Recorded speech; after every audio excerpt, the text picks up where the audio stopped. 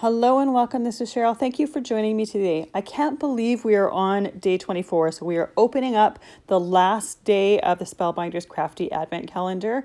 Every day for the month of December up until today, I've been opening up one of the boxes or the windows and creating a project with what's in it. So today I'm so excited for this one. It is a whale die and I love anything beachy, oceany. I live on an island. We see whales quite regularly. So I love this. This is right up my alley. It's totally my cup of tea. I'm going to use a few of the past dies from this month. But before I grab those, I'm going to take my whale and I'm going to die cut it. I'm doing them in gray tones. It looks a little bit like a gray whale and I want to be able to put it on an inked blue background. And by using gray, it's going to show up a little bit better on that background. So the dies that I'm using from past days are from day 21. I'm going to use the tiny little flower dies. To me, when I was creating that card, it looked a little bit like they were starfish because they're not completely uniform. So I'm going to create some starfish out of that. And then the scallop die, which is the outline die for day number 3, I'm going to use that to create a little bit of a scallop top, a little bit of a beach wave top to my panel. So I have my whale piece cut here, and then I'm going to take that scallop die and I'm going to cut the top of my panel off. I want it to look a little bit like the top of the water, and I thought this would be absolutely perfect for this. I'm also going to take that same die and I'm going to cut a little bit of white glitter cardstock to either tuck behind it or put right along that top there. I want to have a little bit of sparkly white wave on the top there. And at this point, I'm not too sure whether I'm going to tuck it behind or whether I'm going to put it on top of there. So I'm going to cut 2 pieces out of there so I have both of them ready to go. And then I can choose, once I have everything inked, what I like better.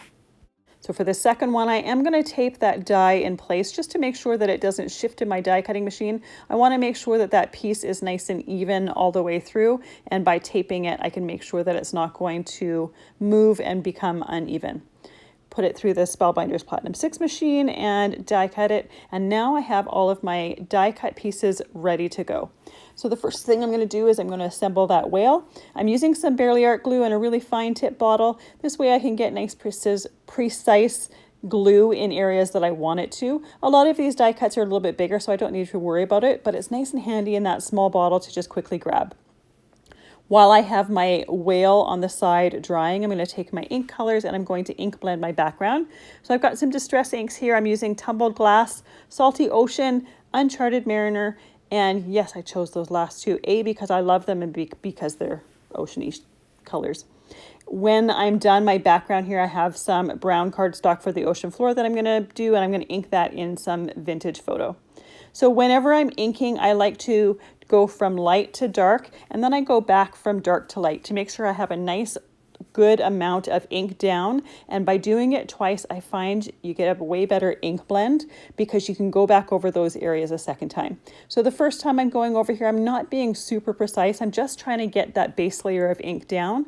When I go back over the second time, here I'm making sure to ink blend until I don't have any more of that dark color on my brush. And then I'm going to go into that medium color.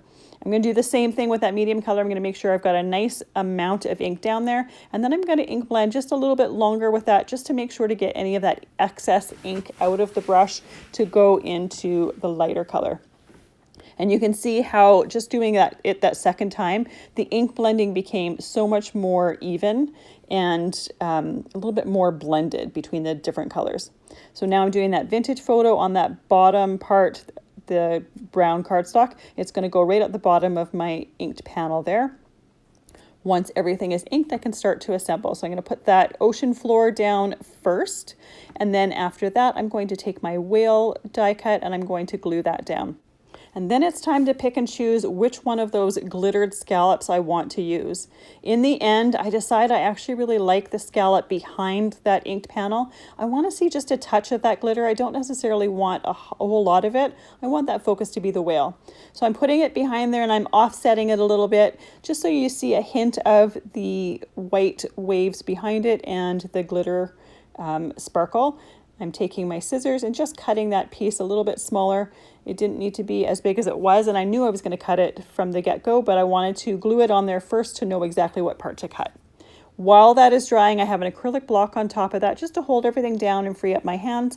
I'm taking my tweezers and I'm taking those little starfish pieces that I die cut and gluing those onto the ocean floor. I have more here than I need.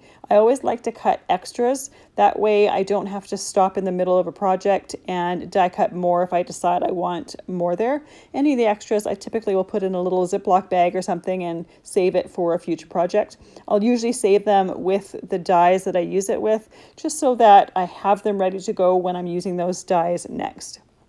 I'm using that same Barely Art glue with the fine tip to glue down those starfish, and I like to kind of make sure that it's kind of a random pattern at the bottom. I don't want it evenly spaced. I don't want there to be any pattern behind them. So I'm using a gray matte on my white card base here. It's the same gray that I used for the whale, so that's going to tie that in really nicely. And I'm gluing that panel down. Once again, putting an acrylic block on there to hold that down.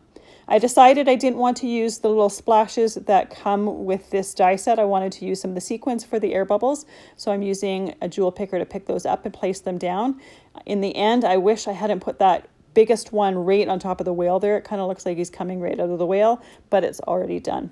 So here is the finished card. I absolutely love it. And I have to say, I think this might be my favorite die from all of them. If you have a favorite or a favorite project, post it down in the comments. I'd love to hear what your favorites are. If you've been here with me for all 24 days, thank you so much for joining me. I really appreciate you being here. And if you haven't seen all of them, I have a Spellbinders Crafty Advent Calendar playlist that you can go check them all out.